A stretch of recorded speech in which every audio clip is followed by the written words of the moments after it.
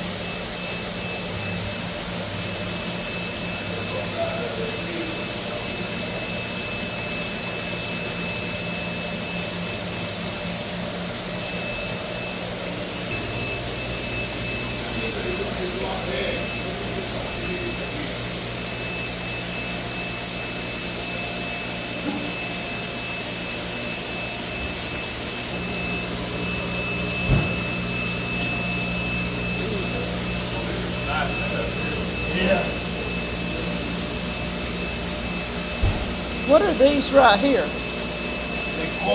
That's koi. Okay. I was going, they're all different colors.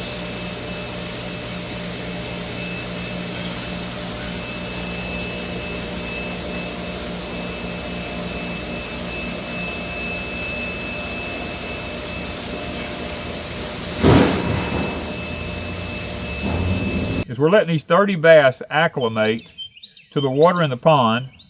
So I'm about to turn around. I'm about to release them now. I've got a messed up knee here, so I can't really squat like I used to. So I'm going to have to try to get down here. See if I can do this without muddying the water all up.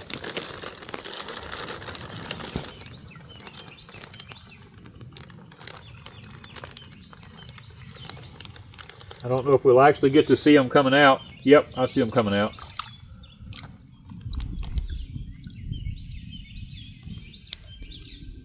I'm guessing they've all just about made it.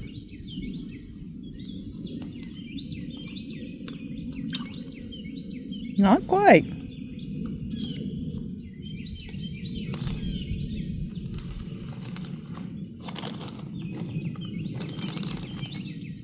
I didn't want to muddy the water up.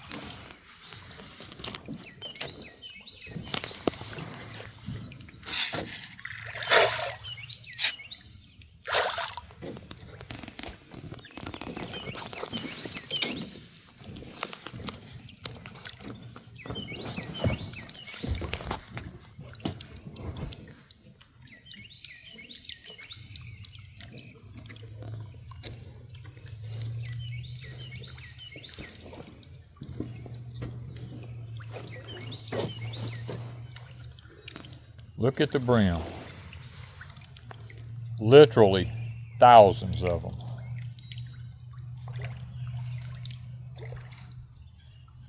I'm telling you. Catfish out there.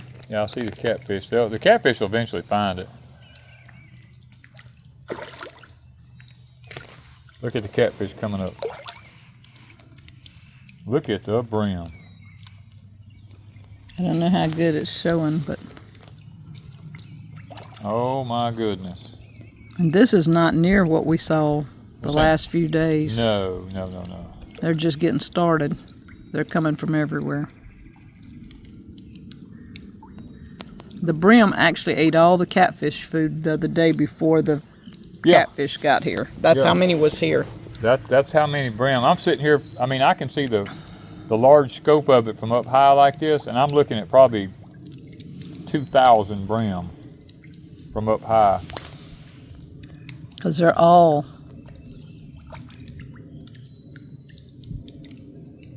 They're all over the place. I mean, you can zoom up right there below you. Mm-hmm. I don't know how much you have it zoomed in, but if you can see them, but. I can see them. And I'm looking halfway across that pond out yonder where I throwed all that feed out yonder. They're everywhere. I can see them.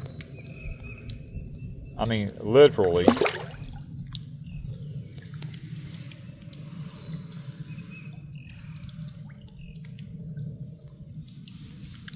Look at that. There's plenty for them bass there to eat for a long time.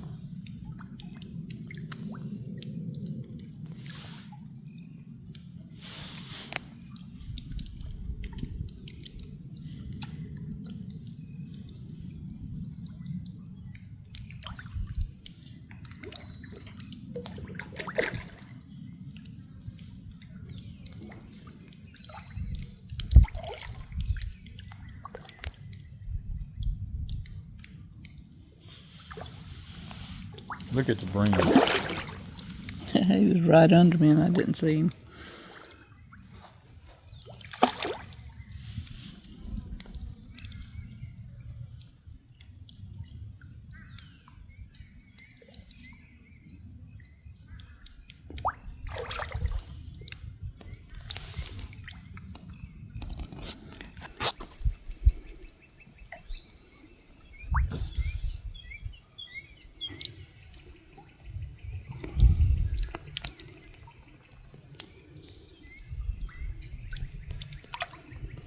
I can't believe how many brims down there. They won't be for long.